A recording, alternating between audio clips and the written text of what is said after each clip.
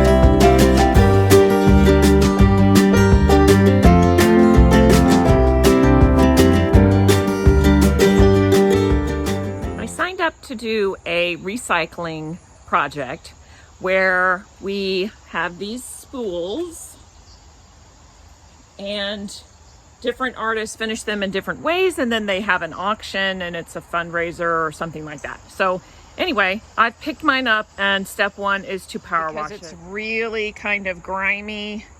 It's been sitting outside. I'm going to paint the bottom part, and then I'll put maybe weedy board or something on top and mosaic the top. And I'm not sure if I'm going to leave the hole maybe for an umbrella. I don't know. I haven't quite decided. It's got wheels on it, so that's kind of cool. It can just be wheeled around. Anyway, step one, power wash.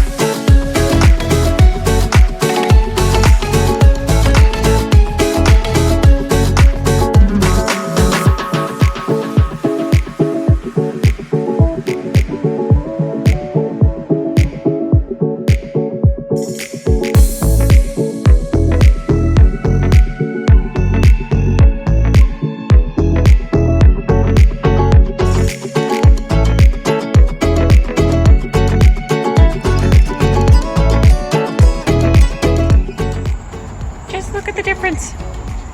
Amazing. We get so much rain. It does this every year.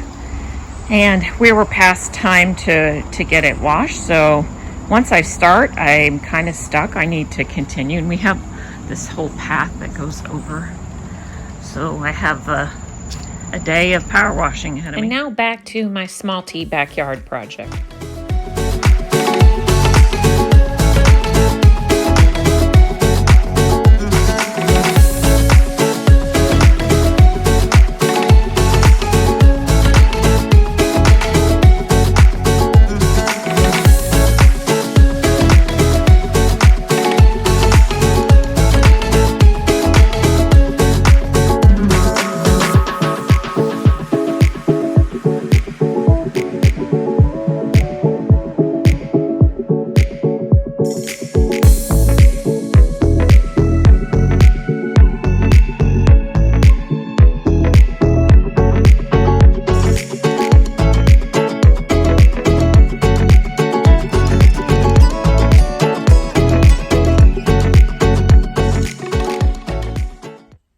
Today is the day. I'm going to be mounting my Bluebird house on the tree in my backyard.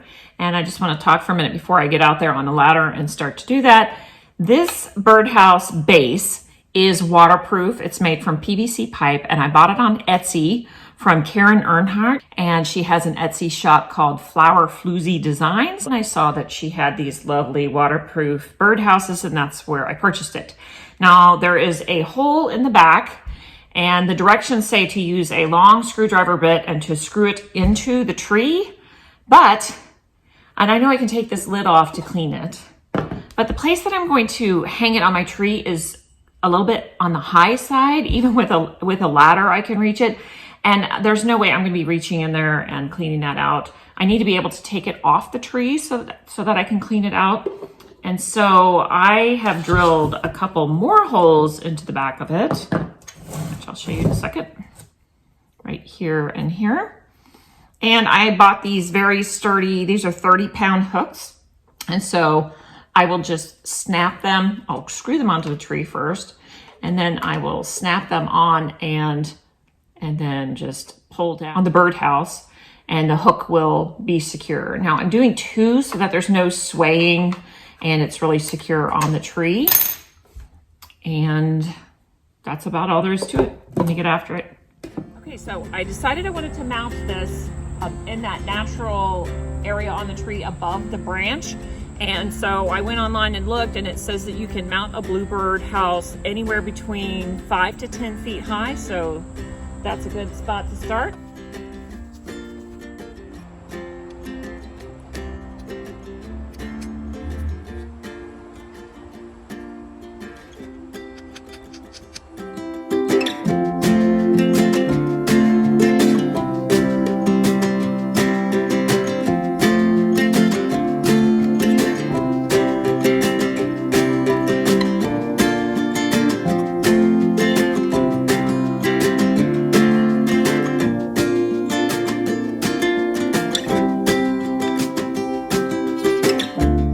That is so perfect. Exactly where I wanted it.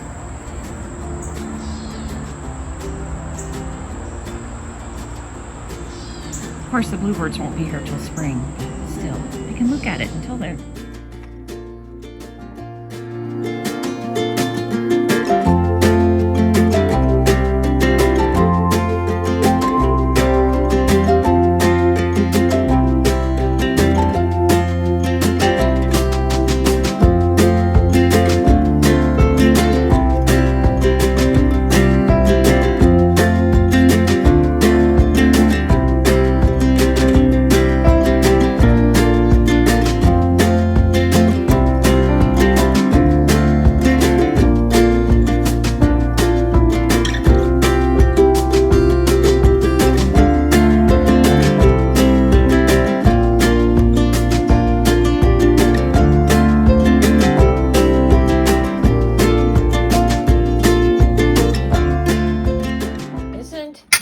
Ring mottled glass beautiful. I think it might be Oceana.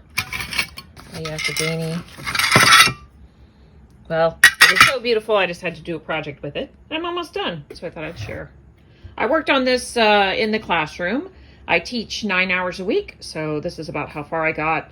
I think I only worked on it probably about 4 hours. So this is a pretty quick project, and I just have the dark blue rim to go.